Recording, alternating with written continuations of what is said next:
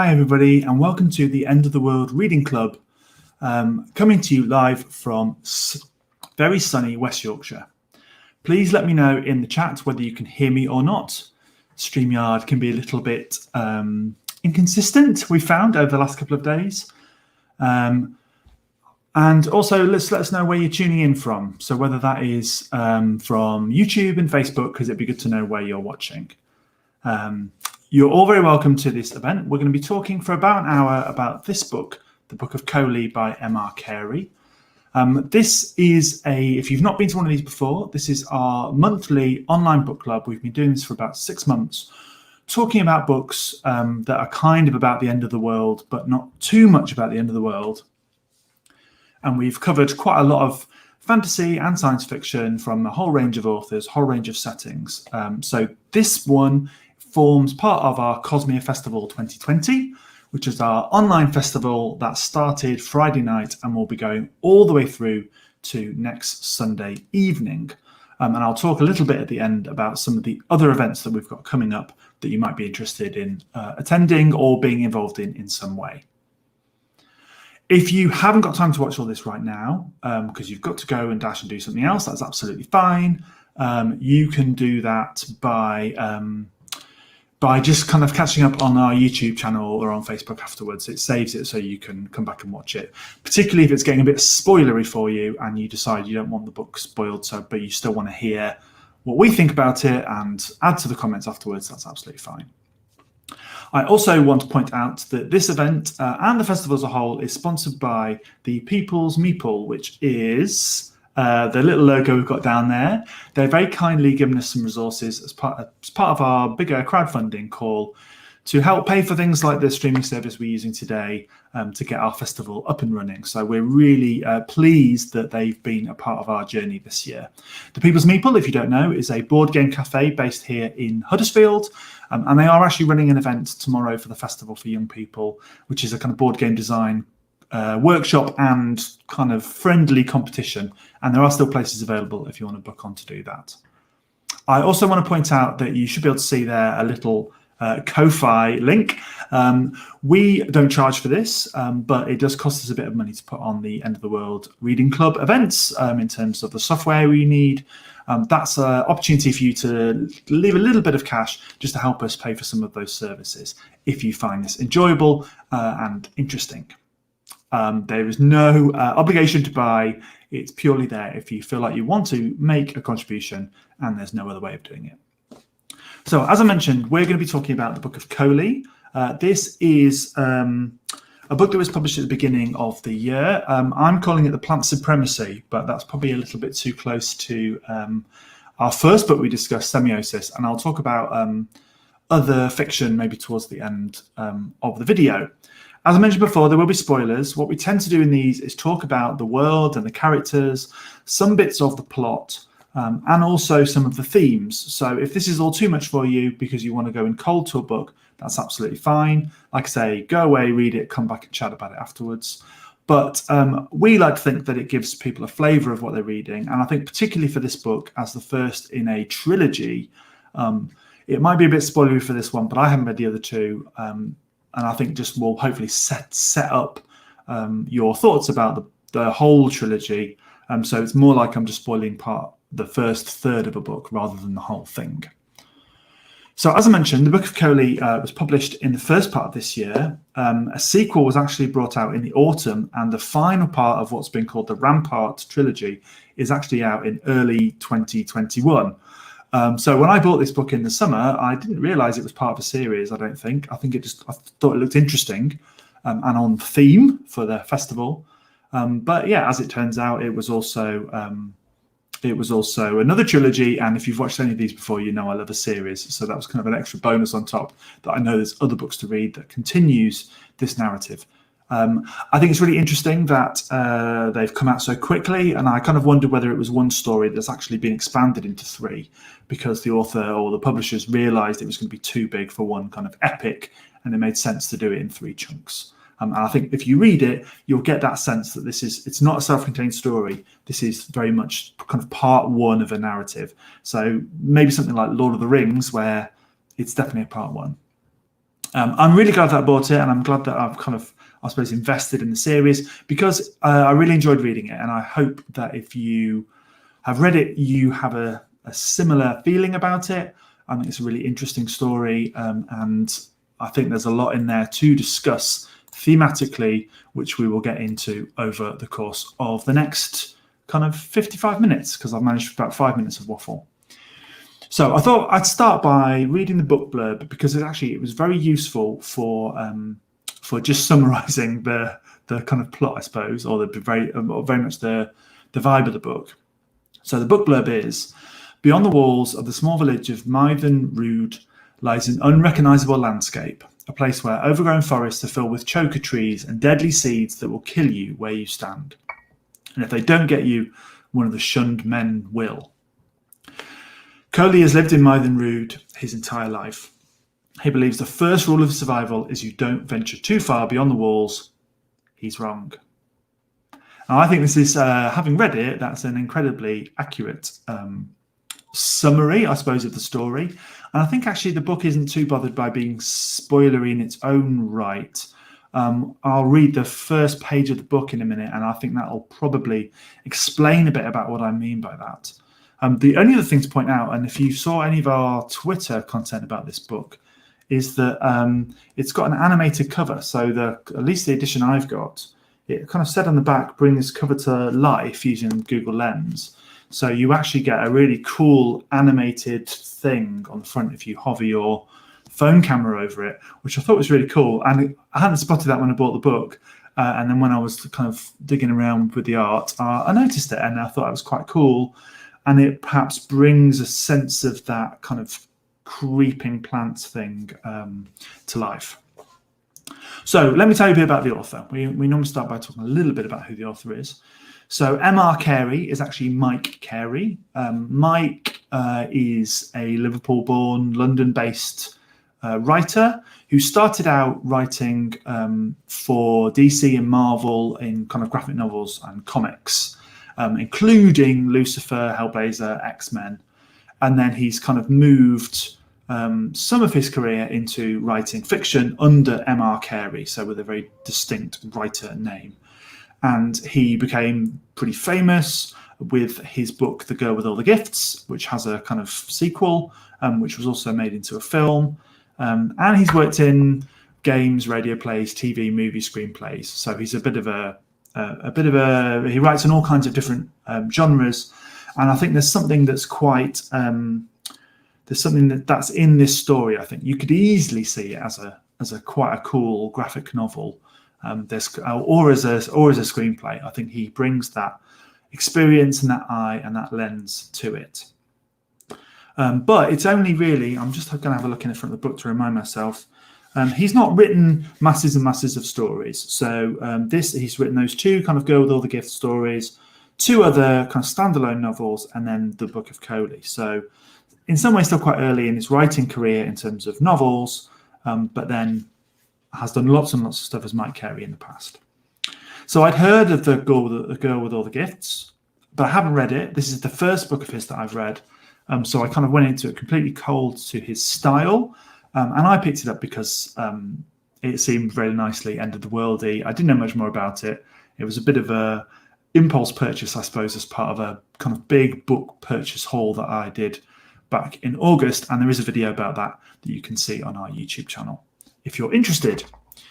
So where do we begin? I thought I would read you page 1. That's not too spoilery, but I think it's quite interesting in how it sets up the rest of the story. I've got a story to tell you. I've been meaning to make a start for a long while now, and this is me doing it. But I'm warning you, it might be a bumpy road. I never done anything like this before, so I got no map, as it were, and I can't figure out how much of what happened to me is worth telling. Manono says I'm like a man trying to cut his hair without a mirror. Too long, and you might as well not bother. Too short, and you're probably going to be sorry. And either road, you've got to find some way to make the two sides match. The two sides is this: I went away, and then I come home again. But there's more to the story than that, as you might expect. It was a hard journey, both ways. I was tried and tested lots of times. You could say I failed, though what I brung back with me changed the world forever. I met the shunned men and the messianic, senless, who looked into me with his hundreds of eyes. I crossed the ruins of Birmingham, where the army of the peacemaker was ranged against me. I found the sword of Albion, though it was not what I was looking for, and it brung me as much harm as good. I fought a bitter fight against them I loved and broke the walls that shelter me, so they never stand again. So, to my mind, that is very much setting out the Rampart trilogy in miniature.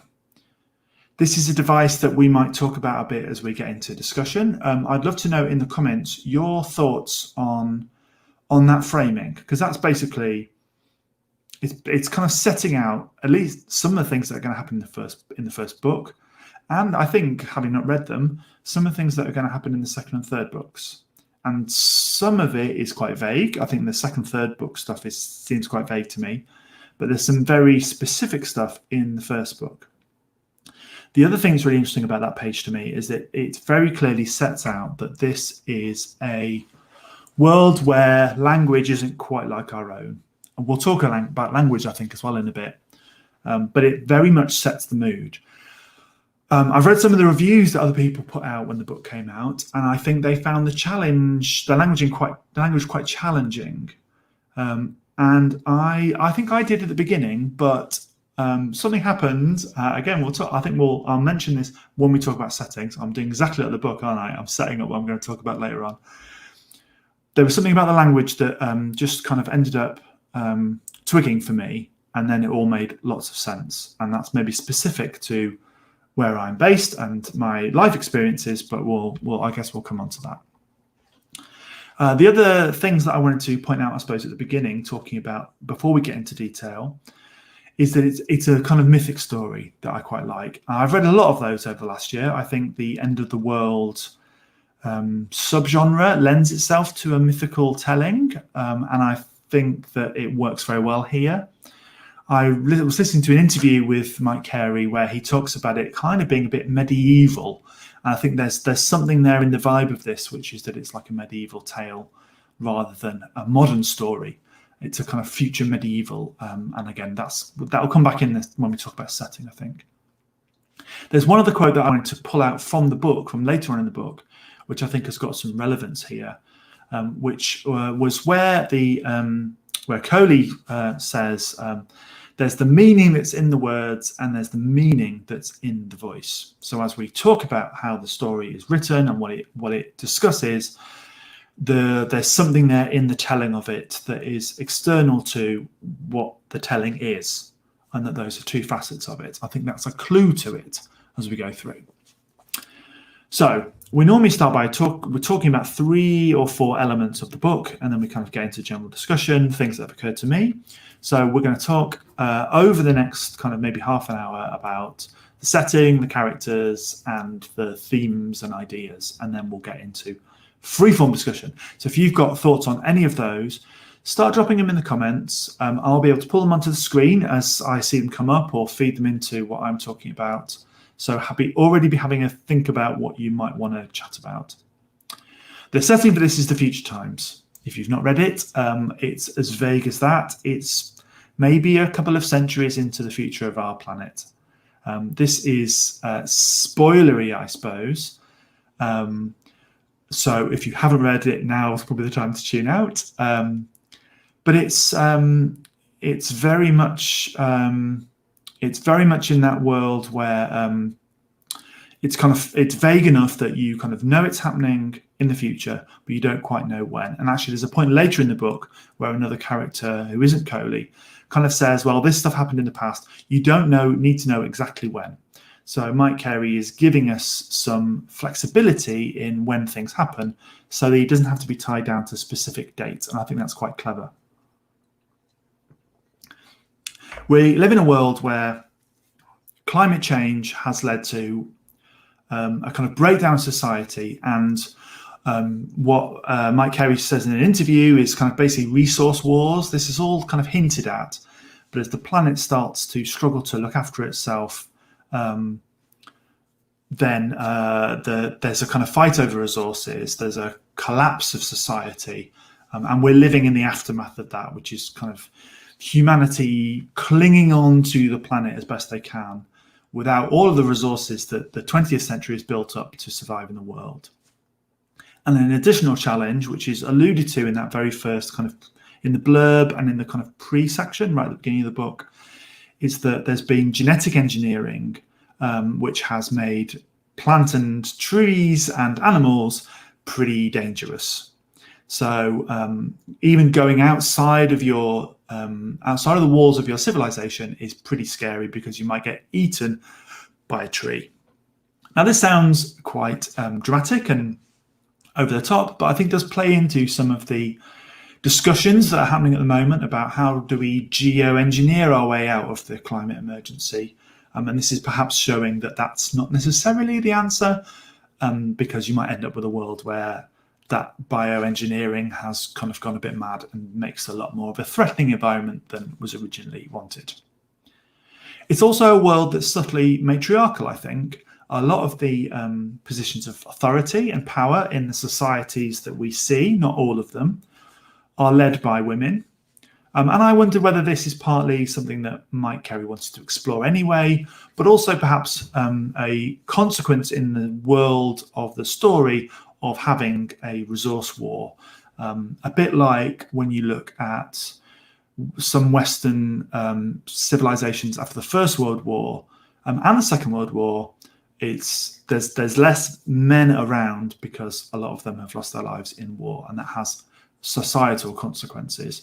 And one of them is that we tend to get a lot of very strong women who are doing a very good job in a lot of cases of keeping their societies going, or they are the best hope for their societies. The world covers two parts, one of which is this village of Mythen Rood, where Kohli is born and raised, and also the wider environment around the village in what is the Calder Valley. And right, so here's the thing. I started reading this book and I was thinking, Mythen Rood is a really specific name for a place. I wonder what it means. And I was a bit slow to twig, I think. But after about 50 pages or so, and it was in my notebook, I was looking at it last night as I was pulling all this together, I realised where we were. This is before there was a mention of the Calder Valley, I think, or maybe it was the first mention of Calder. So Mythen Rood is here where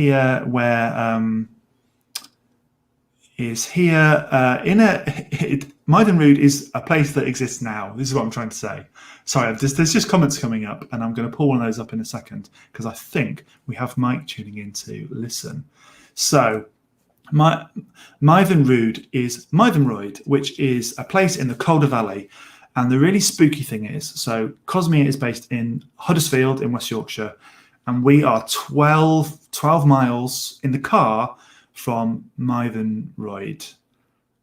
We are about 10 miles from the mythical Halfax. So suddenly this future world, which could have been anywhere on the planet, it could have been on a different planet, was just down the road. And that was really spooky for me. And one of the things that happened was suddenly I got Kohli's voice because I started reading it in a Yorkshire accent. And I think that I really then started to sink into the way that he was speaking. And I think that was really interesting. So very much set somewhere just here. Now I'm going to pull up a comment on the screen. So let's see. I'm going to read this, and I think this is Mike tuning in. So you're very welcome, Mike. This is the first time we've had an author tune into one of these. So this is brilliant because you can tell me if I'm wrong and you can tell me if I'm right, which is quite good. So I'm just going to read this out if you can't see this on the screen for whatever reason. I wanted to pull away from a sort of default position of men being in charge. When you're this close to extinction, a lot of the prejudices that are prevalent in our time come to see irrelevant. I think that's fascinating and really great, and great to see a different model of society. We had a author talk yesterday from an Australian author, Bren McDibble, who's written a book called Across the Risen Sea, which is set in a different world, but a similar one. It's set in an Australia of the future where the sea has risen up and made lots of Australia islands. It's also a matriarchal society in lots of ways, or it's a more equal society in lots of ways. So I think there's definitely something there about not just Mike, being able to play with alternative models of society when you take away some of those societal structures. And I think that's really great to see, because I'm very much of the opinion that feature fiction should be a way of exploring different ways that we can do things, so we can start to visualize different ways of society operating. So that was really great. So yeah, so back to the setting. So I loved it. I immediately loved it. I've read books before which are set in places that I know, and sometimes that takes me out of the narrative. But in this case, I thought it was brilliant, because I could really picture the world in which this was taking place. And actually, this is probably the first sci-fi book I've read for quite a while. I think the last one might have been The Great North Road by Peter Hamilton, where I was pulling Google Maps up to figure out the routes that people might go. And having even lived in Halifax for a short time, the idea that Halfax was this kind of place that was so far away and so like a place of kind of legend, and you couldn't get to it, I thought was really entertaining for me. So that was great. So that's enough about setting, I think. Let's talk about characters, and hopefully, Mike, you've got some good things you can drop in here. And I'm going to start with a comment from the chat about language, because I think that's a good way into this. So this is from Stephen. I struggled with language initially as it's from one viewpoint. It seems simple rather than literary, but halfway through the book, I started not to notice, and it helps that more voices join in, or Koli starts to quote others. For me, Stephen, I think the language was great because it very much set that scene of the world, and it set the scene of the fact that this is similar but different to us, and it's far enough in the future that we can still access it, but not too far in the future that we've got issues with it. And I think it also represents something that I'm going to talk about later, in terms of what stories that are set in futures where people have forgotten a lot of the past do, which I think is really interesting. So we'll come back to that, I think. Stephen also notes that, is Koli a reliable narrator or not? And I wonder whether other people have got a view on that, because I think that's quite an interesting one to talk about. And maybe we'll get into that when we talk about the things to consider. So let's go into characters properly. So our title character in this story is Koli. I hope I'm pronouncing that right, Mike. You might be able to correct me in the chat with a phonetic version. So I've written some notes down here on what I think Koli's like. Brave, besotted, stupid sometimes, but also clever and emotional. Koli wasn't necessarily interesting to me to start with, I don't think. But I can really see, Mike, that interview that I listened to yesterday, that the voice started from a voice, and I think that was really clear right from the beginning.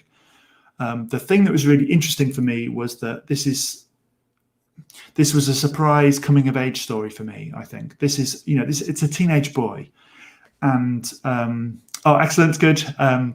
Mike says that's a good pronunciation. Excellent. I don't always get it right, I don't think, in these end of the word reading club sessions. So that's very good. So it felt like a coming age story to me, but not necessarily with all the traditional beats. I think a different writer might have treated the kind of love interest stuff a bit differently at the beginning. But he's very much somebody that doesn't quite know who he is yet. That's maybe represented in the fact that the society of Mythe Rood doesn't. It kind of there's a point where you get in your teenage years when then you're given your role in society. It very much is. This is what happens to you at this age, the waiting period. That's when your kind of identity, which is so bound up in what you do and how useful you are for your society, is set up. And there's definitely something in the story for me about finding your identity, finding your purpose and your use in society, and people that make good choices in doing that and bad choices. So for me, our main character is one of those examples, and we get very much his view on his journey to figuring out who he is and and what he wants to do to make a difference. And if we're talking about this story as one that is about climate change and about the threats of our planet in the future, then that's quite important for all of us to think about, well, what's our role in fighting that and in changing the world so we don't end up in the Rampart universe ourselves. So our second character, and from what I understand, having not read the next book yet, is Monono. I know I'm not pronouncing this right, Meg. Monono Aware or Aware, which is a what's the best way to describe this? This is a character that is a kind of AI that lives inside a media device. An iPad with a brain is, I suppose, how I visualize it. And this is a friend that Koli makes along the way. We'll again probably dig into a little bit more about that when we get into the kind of more free chat. But I think more than Koli, maybe for me, Monono is a instructive character in the world of the story, and the name of the character is the kind of key part of that. And I highly recommend you go away and dig into what this name means, because it comes from Japanese, and I was trying to work out quite how I wanted to express this, having read a few different definitions. I think for me, it's partly a kind of yearning for things that are lost, for a lost world. You can see how that makes sense for this story if you've read it, but maybe also you don't know what you've got till it's gone. I don't know. There's something there for me, which again we'll talk about in the themes of it. We've also got Ursula, who is a doctor that Koli meets and eventually teams up with, who is trying to put sticking plasters on society and trying to keep everybody going. A very thankless task that nobody quite understands, and is our kind of link to the past, in that she's got a bit more knowledge of what's come before, and is able to give some feeders to Koli as she goes along. And then I think the other kind of character for me is maybe some of that old technology. So in this world, there is still remnants of futuristic tech, kind of probably the next evolution of tech for us, that is around. So smart tanks and smart kind of military mobile units, and devices like Monono, who have got their own character. And I think also probably the natural world as well has got a character. So I'd love to know your thoughts on how you think they all fit together. There are obviously many other characters in the book. There are the people that live in Mythenrood in our first half of the story that Koli interacts with. And then we've got the characters that he meets when he goes outside of the village, particularly the cult that he encounters towards the end of the story. And again, I think we'll talk about that in a little bit. So as I mentioned, I think Monono Aware is the real key to this story. And the character's interests in the echoes of a lost world. Koli's interested in the past. He really wants to find out about what's happened to society, I think. Because he knows it's going to be useful for trying to fix society and to start something new. And I wondered if people wanted to put something in the chat about this idea of mourning an old world whilst living in the now. I think that's something that's quite contemporary to hear, and like all good science fiction and speculative fiction, this is a book that's about now. And I think it's also about, there's also something interesting there about, what are people going to mourn about our world now when it doesn't exist anymore? What are the things that are going to be our legacy for the planet?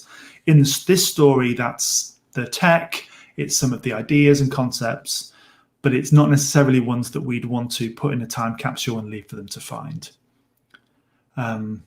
So yeah, let me know what you think about that. And for me, that's society in general, and the ramparts, the people that run Mythenrood, they're clinging on to the bits of the old they can, whilst also clinging on to existence. So they can't quite let go of the legacy that they've been given. The flip side of that is the sect that Koli comes across. And they see the past perhaps as more of a paradise. It's somewhere they want to get back to. It's a world that's been lost that is returned to. And I think that's quite interesting for me, because we would, as a reader, we're seeing the legacy of how we live now and how bad that is and why we should have perhaps done things differently. But there are people in the future who don't understand that complexity and are yearning to get back to that, rather than visualizing an alternative way of doing things, which is more sustainable for everybody. I'm just going to bring in a chat from our author about characters, just to go back a little bit. We'll probably do a little bit of bouncing back and forth as we get the comments in the chat. So this is about Monono's role. So it expands in the other books, which is great. And I think for you, Steve, wanting to get some different voices, that's probably quite good, to get a bit of more viewpoints on the world. So Mike also says, in book 1, she mainly educates and protects Koli and doesn't get to have an agenda of her own, but later she does. And that is really great to hear, because she's a really interesting character, I think. I mentioned a little bit before, and this is, I've managed to time that perfectly. I mentioned a little bit before about that kind of growing up and about the waiting and the moving from one stage of life to another. Monono's character is part of that, I think. I thought it was a great choice that the character as a app on a device is styled as that horrible manic pixie dream girl trope, because that's something that is pitched quite often at teenage boys in fiction, and is becoming seen as quite a damaging trope. It's something that isn't particularly healthy for anybody to aspire to be, and it isn't a real way that anybody actually is in the world. So I like that our character that portrays some of those goes on a journey and breaks those bounds and shows that actually that's not real. And reality is complexity. It's having lots of different facets to you. So I'm really interested to see how that progresses in the books and how she goes on that journey. So that's great, Mike. Thank you for dropping that in. So we're about half an hour in. So that's my kind of summary, I think, of what I thought the world and the characters and the themes might be. Now, here's some things that I noted. These are quite often scattershot, and please pick up on the ones that you think are interesting, and then we'll have a bit more of a discussion about. So the first one, Mike, that I thought was really fascinating. So for those of you that know the Calder Valley, it sits between Manchester and Leeds in the north of England. And it's a valley with lots of different settlements on. And the one that's probably the most well-known is a place called Hebden Bridge, which is where a lot of people live who work in the cultural and creative industries. It's a big settlement. It's very diverse and vibrant. And it seems to have gone from this world. And I thought that was really funny. I think of how many people who work at the BBC or who are authors or artists that live in Hebden. I just thought that really tickled me, that was the place that isn't there anymore, even though future Halifax and Todmorden and where we're based, Huddersfield, do still exist. So I thought that was really good. The other thing that I noted when I was looking at reviews were that I'm sure you don't mind me saying this, Mike, some of the views on this, it was quite polarizing.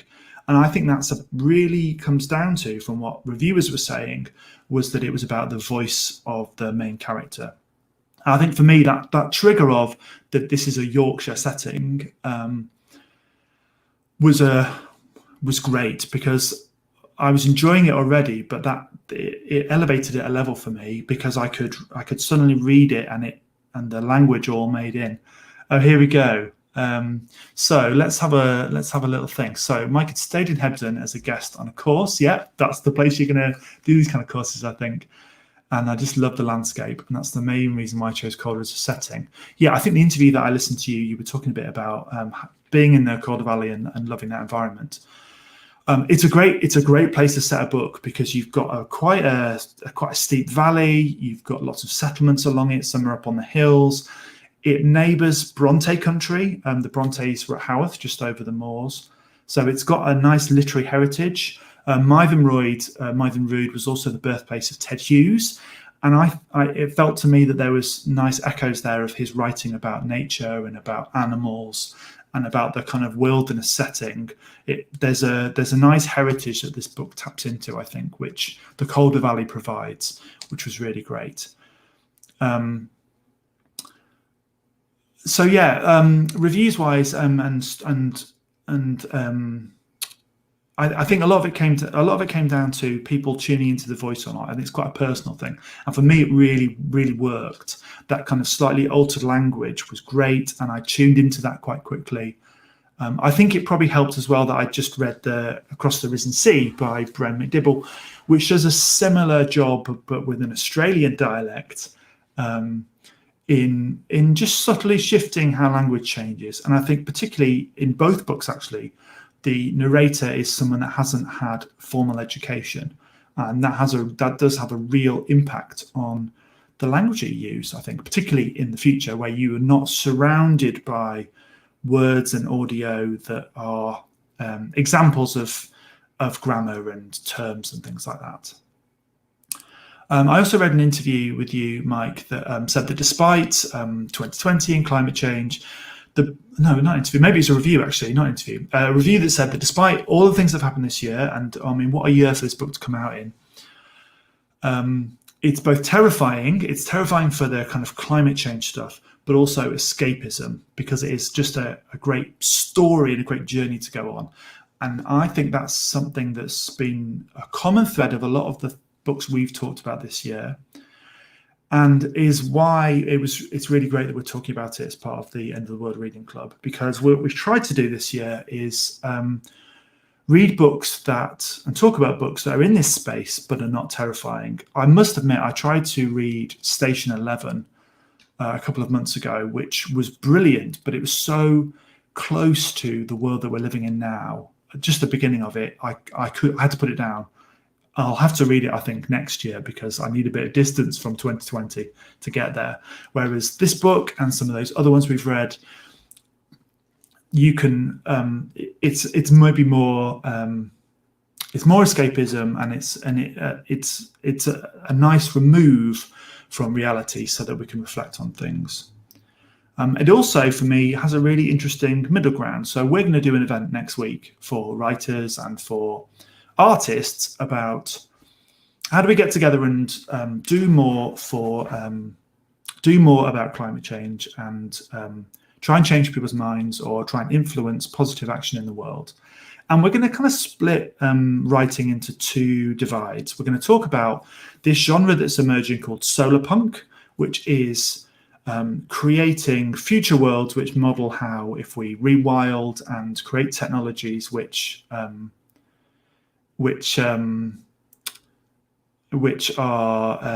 positive for the planet, that's great.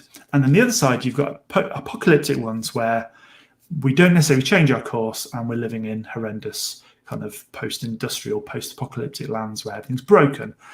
And I think that this is a book that doesn't quite do either of those.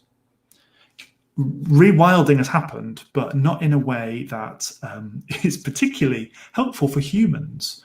And perhaps raises this question: if we are trying to save the planet, who are we saving it for? Often the discussion is about saving it for humans, but really, should we be thinking about saving the planet for saving the planet? And then if we're also saved along the way, that's great, but that's not the primary concern.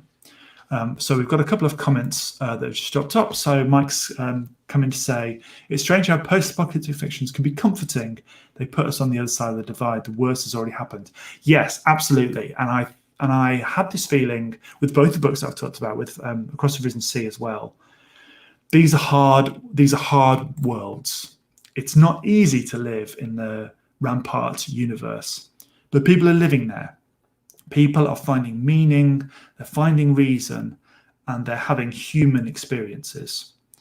So maybe that's where the solar punky element comes in, that kind of positive thing is that we can do the best we can.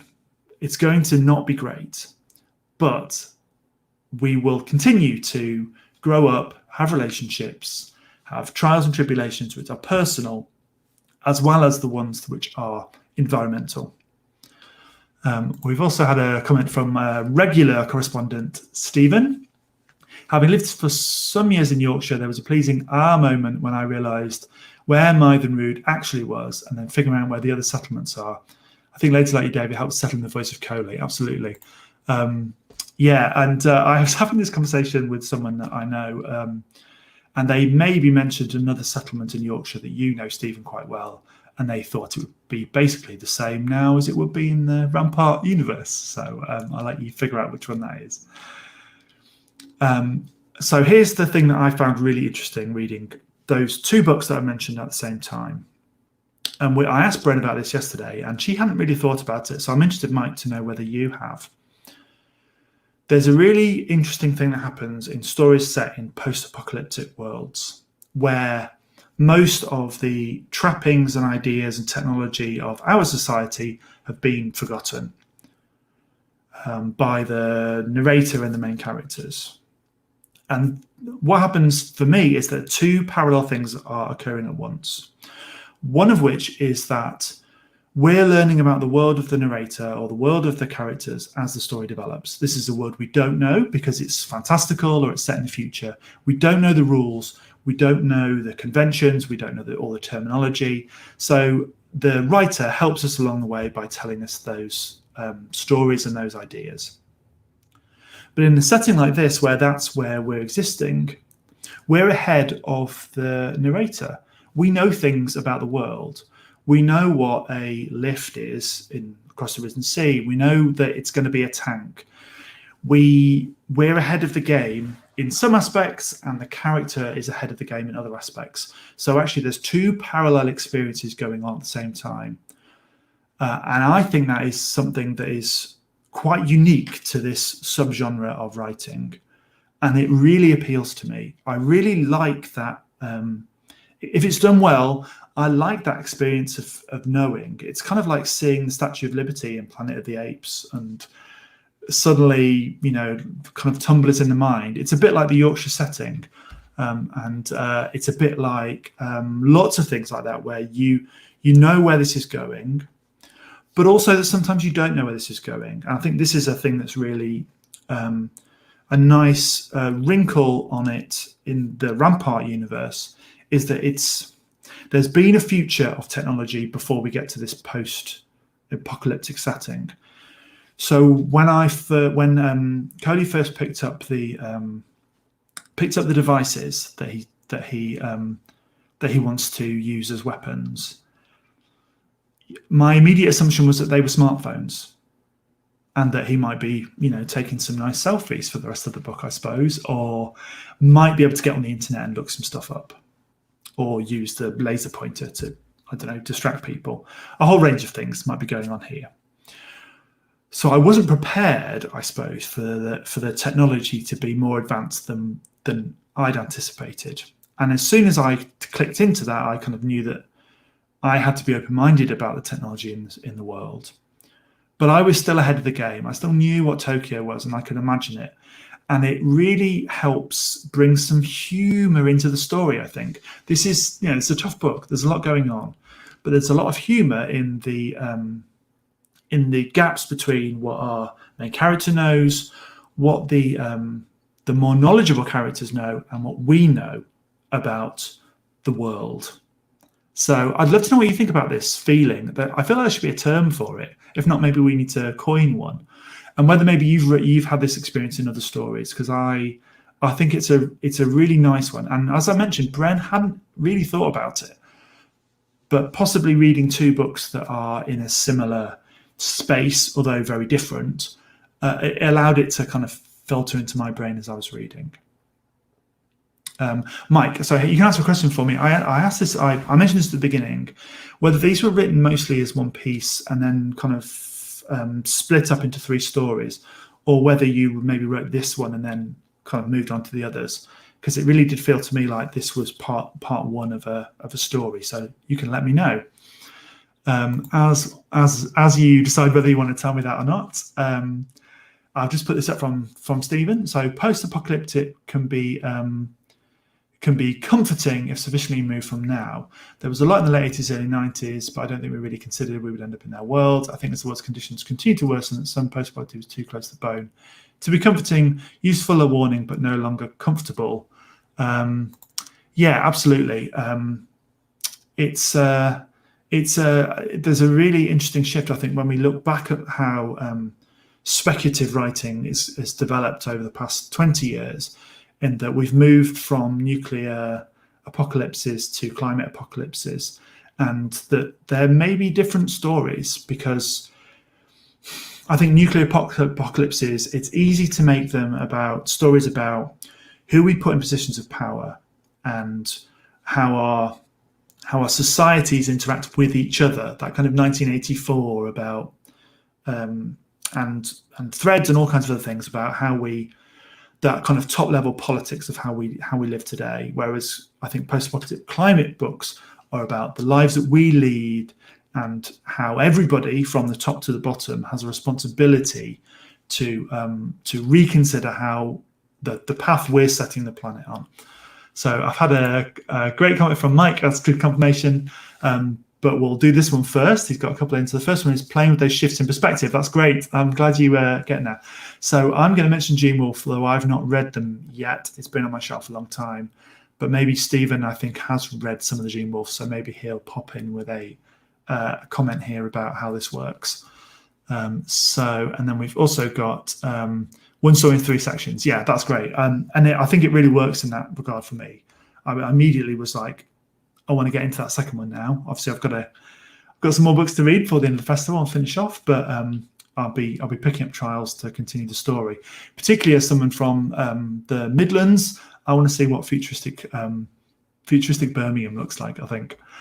So this is Stephen chiming in on the Gene Wolfe books, I think. Excellent books. So I thought I would finish. We've got about 15 minutes left. So the last little bits that I thought, bits that I thought I would maybe mention is some of the other stories that this made me think of, because having read a lot of end of the world books this year in general, but also I think the thematic links to the genre more generally and putting it in an interesting place. It really linked back to me to the first book we did on our End of the World Reading Club, which was Semiosis. I don't know if you've read that book, Mike. This is set on an alien planet with sentient plant life, where human beings have to learn to communicate and to form a symbiotic relationship with the very hostile plant life that's around them. And I think that hostile plant life thing is really fascinating for me. There's also a link here for me with the 5th season, which is another book we've discussed in the book club, where in that book, Father Nature, but I think more generally Mother Nature has become sick of humanity and is saying, like, get off my planet. I think that's something that is a nice theme that's stretching across lots more of the books that I read, is that we not only are we damaging the planet in terms of the resources that we take out of it, but also if you think about that kind of Gaia theory and the planet as an entity, we're offending it in some ways, and that's not great. I'm not sure if so Mike hasn't got into some of those yet, but yeah, I haven't read Embassy Town actually, so maybe that's on my list. I'm glad that you love the 5th season sequels. We absolutely agree here at Cosmere. They are definitely masterpieces. And I think actually there's a nice, it's not the same vibe in these stories, but there's a kinship there for me, I think, in that kind of post-apocalyptic world. I know that N.K. Jemisin has been incredibly clear on Twitter that those stories aren't set on this planet. So I think there's a really nice balance between the two. The other thing that really stood out to me was that this was quite, It really reminds me of Black Mirror, Mike. I don't know how you feel about that, but I think there's definitely at least one episode of Black Mirror which is set in a kind of post-apocalyptic far future with dangerous tech that's out of control. And there was that darkness in there for me, that kind of, and that Black Mirror's got a great kind of shaming of how our society runs right now, and maybe we should mend our ways, that I think this book also taps into in a really nice way. So I suppose all these comparisons for me are saying that if you've not read this and you love some of those other things, you really should try this book because it taps into a lot of those same feelings and ideas. So the only other things, the other book that it reminded me of a little bit was Inversions by Ian M. Banks, which I think is one of his lesser known culture novels, and it's a very subtly culture novel because it's a kind of it's a world which is kind of medievalish in tone, and I know, Mike, from interviews with you, that's a vibe that you were bringing into this, but that has subtle technology in it. It's a very different setting, it's a very different story, but there was a nice kind of echo there for me. Mike has dropped into the chat some of the other main influences beside Gene Wolfe. So we've got Le Guin's Always Coming Home, Wyndham's Chrysalis, and Day of the Triffids. Ah, yes, of course, the evil plant life that's taking over. Absolutely. The thing that really stood out to me, actually, was that at no point reading this did I think about Stephen King's The Stand, which is ostensibly a similar kind of story. You've got an embattled humanity that is in a hostile world, and there's a kind of an evil religious sect cult, or not a religious, but a faith-based religious cult that is the antagonist. But I think this has a very different tone to it. I think it's got a lot more of a personal tone to it, and it's as much about the journey of the characters as it is about the world and the journey that the world and the society is on. And I think that's quite it makes it quite personal. And for me, any of this kind of writing that's about climate change is making it personal is important. It's making the end of the world something that we can feel like, actually, is this a world that we want our descendants to live in? This kind of, or should we be trying to change our ways now or not? So I've got two more little thoughts that I had. Now, one thing, and it's so awkward with Mike on the chat. I'm not sure how I feel about saying this now. My only concern about Koli, Mike, was that Koli is an absolutely amazing mine of great sayings, wise thoughts, and sage advice. Now, some of these are societal ones, and some of them are wonderfully bowlerized from settings we have now. There's that great line about bats and people being a bit too crazy even for bat produce, which I'm not going to say at 12:25 on an open stream. Is perhaps I thought that Koli might be a little bit too wise, maybe in some ways. He's just maybe a bit too quotable for me. But the flip side of that is that the book is incredibly quotable, and there's so many lines in here. It was one of those books that I annoyed my other half with, because I would stop and I'd read out a line to her because I just had to say it to somebody. But maybe he's just on that edge for me. He just says too many cool things for one person to be able to squeeze into a brain, which is kind of a good thing and a bad thing, I think. So I wanted to end my thoughts, and we've got about 5 minutes left, or maybe 2 or 3 minutes left. So maybe time for one more contribution from people. Is this line that pulled out for me, which maybe encapsulates what I took from this story. It made me see that being alive was something you should be thankful for, instead of mostly not even thinking about at all. I'd been guilty of that not thinking, and I promised myself I would not be guilty again, though I know it's easier to make such promises to keep them. Now, I think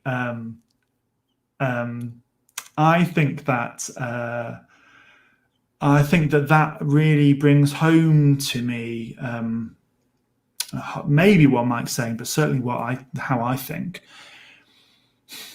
that we should also be thankful for the planet we've got, and that we should be thoughtful about it, and we should be always mindful of it.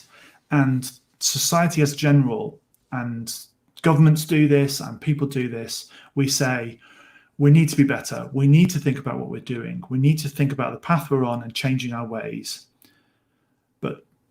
But that is not necessarily the same thing as making a change, and that's a very hard thing for the human brain to do, and that Kohli recognizes that that's tricky. He's not saying it necessarily in that context, but that line, that passage stood out to me as being representative of that mindset and that way of thinking. Yeah, I'd love to know for the last couple of minutes maybe your thoughts on how all that fits together, and how much of this is how much of the words that are used, not necessarily the story, but the words that are used are about things that are much bigger than the story and the world that it's in. So I've had a comment from Mike. I'm not going to put a naughty word on the chat, Mike, just in case. He points out that line about bats isn't Kohli's line. Absolutely, yeah, I probably should have said that, shouldn't I? But he does say, see what you mean, smiley face. Yeah, it's nice. I think it's nice to have a very wise narrator. There was a comment really early on from Steve, which I'll just bring back up, which is Kohli a reliable narrator or not? And I think that there's definitely something there about stories like this where the narrator is telling the tale after it's done. And there's maybe, and obviously having not read the other two books, Mike, it might kind of get into this a little bit more, but I think we can speculate that somebody that's been on a journey to wisdom and to knowledge about the world has got the luxury of making themselves seem wise after the fact. And you can disguise that you're doing that by saying, oh, well, I didn't really understand, but maybe you can also be a little bit canny about how you're talking about things. So this is Steve just saying some of the quotes Alvarez Ma. Yeah, there's definitely, I like that kind of stored up wisdom and wisdom that's been slightly changed a little bit. So, and this is Mike. So he tries to be, but he just had one big lie, which he admits to at the end of the third book. That's an excellent hook for us all, I think, to keep on reading these then, to know what the big lie is. That's very canny, Mike. Thank you. So that is the story of all the stuff that I had to say. I am going to give you just a second to leave any last comments in, our two regular correspondents. And then I'm just going to talk very briefly about what we've got coming up for the rest of the festival, the other book club books that we're going to be talking about, and also some of the other stuff that we've got going on between now and the end of the festival, which is next Sunday evening, because there's loads of stuff going on for people of all kind of ages and backgrounds to get into, which is really great. In fact, I might talk about that now, and then we'll come back to any last thoughts from anybody in the comments afterwards. So, as I mentioned, we've got tons of stuff going on. The first one of those is that we're doing author talks. So, although Mike's turned up in this, this wasn't planned. We have got some booked author talks, which have been organised by our partners, Kirklees Libraries, and those are going throughout the week. They are for all ages. We've got picture books, we've got young adults, and some kind of teen adult crossover books as well. You can go to our program website, which is at the bottom of the screen, or you can visit Kirklees Libraries' own pages. You can go on our Facebook page. You can see them on the Kirklees Libraries YouTube channel coming up. Loads of great authors that are writing about the end of the world in some way or another, either climate change or apocalypses. We've got two more book clubs coming up during the festival period. The first one of those is we're talking about Veronica Roth's Chosen Ones. I'm really looking forward to talking about this. This is a YA novel, so we're doing it on Friday morning as part of the half term that's here in West Yorkshire. So if you've got teenagers that have read this book and want to talk about it in the chat, then tell them to come along, because it should be a really interesting read. This book is all about teenagers who have saved the world and then are dealing with the consequences of that. So incredibly relevant, I think, for 2020 and dealing with horrendous world-changing events afterwards and the kind of legacy of that. And then next Sunday, we've got another End of the World Reading Club where we're going to be talking about this much slimmer volume, Anna Kavan's Ice, which is a kind of classic book that was published back in the, I want to say, 1960s. But we're also going to probably talk more broadly there, because it's a slim volume, about the genre of End of the World more broadly, more widely. So you can bring your own books, your own recommendations, your own thoughts and experiences. We're going to perhaps be looking back at the End of the World Reading Club books we've talked about this year and providing a bit of a context. And that's going to be a really interesting chat, I think. We have also got some expert talks and events that we're doing in collaboration with the University of Huddersfield. You can find out about those on our website. And we've also asked for some of those academic experts that we know to do little short YouTube videos about their research, which you can find on our channel. We have even got some extra whimsy, which is great. We are collaborating with the Twitter account Writopolis, which is RJ Barker and Kit Power. They have invited Adrian Tchaikovsky and Jen Williams. All of those people are kind of award-winning and nominated authors in their own right. They're going to provide an hour of whimsy next Sunday to close the festival, which should be absolutely hilarious. I'm just going to let them get on with it. The DM chat and all of the stuff about hats so far has been entertaining enough on its own, so well worth tuning in. And then we've got board games. I mentioned at the start of this event that we're doing a board game activity for young people tomorrow here in Huddersfield. So if you're local, check that out. And we're trying to see if we can arrange another kind of event with the People's Meeple, our main sponsors as well, to do some online gaming during the week if we can. The last thing to point out is we've got tons of workshops for young people coming up. This is the half term here in Huddersfield, as it is in lots of other places across the country.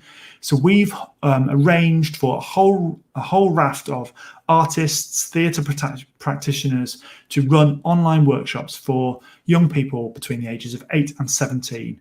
There is craft, there is art, there is drama, there is music, and there is creative writing. They're all free, they're all online, and they're all bookable now on our website. The one that I would really point out for this audience is we've got the Clarke Award-winning author and Man Booker nominated, long list nominated author Jane Rogers, who is going to be running 4 creative writing masterclasses. So we're doing the same thing 4 times for young people aged 14 to 17 that want to write this kind of story. They want to get involved and they want to start writing things, which we think is a great activity to be doing during the half term to help process some of the feelings, thoughts, and ideas that young people have been going through. There are still places available for that. As I said, it's free and it's an amazing opportunity to get person-to-person interaction with an award-winning, talented author that you just wouldn't get otherwise. So check all those out. All the information is on our website. You can see there on the screen. My last little advert is for the December, what am I going to say? End of November or December. I haven't quite got the date sorted yet because of Christmas. End of the World Reading Club. We're going to be talking about Rather Weird by Andrew Caldecott. This is a book series that I read last year and this year, kind of end of last year, beginning of this year, which I think is really beautiful writing, and it's probably going to be our last end of the world themed book before we start reading books that relate to next year's festival theme. So if you're interested in reading that book, I would really check it out to see what you think about it, because it's a really good story. I'm really excited to talk about it. That'll be end of November, beginning of December kind of time if you want to tune in for that. So all that's left to say is we've got a thanks from Mike. Thanks so much for joining us, Mike. It's been really great having the author on the chat. You definitely didn't derail it by being a blabbermouth. It was great to get your perspectives, your views and what you're trying to do with the book. Yeah, I can't wait to read the other ones and see how Koli and Manolo's stories develop over the time. We've got one last. So you've already hooked Stephen here. He's maybe seeing the Gene Wolfe in this, which is quite interesting. So he's put, interested by a lie, having read Gene Wolfe, I immediately start to question how and why Koli might be presenting himself in the narration. What might he be hiding, glossing over, or where he might be appearing more heroic than in actuality? maybe I've got some thoughts on what the lie is as well, but we'll come back to that a bit later on. So thank you much for everybody that's tuned in or watching this live on catch up. If you're not watching this live and you have got comments, leave them in the comments below, because we'll be monitoring this. We'll be continuing the conversation. So please feel free to keep this going on. We've already gone over time, and I'm sure everybody's going to have their lunch. So have a great Sunday, and we look forward to seeing you for more festival activities over the course of the week. So here is Stephen saying, thank you, Mike. Just finishing the first book, so I'll have to get the next two. And on that lovely thought, it's bye from us here in sunny Huddersfield, and we'll see you next time.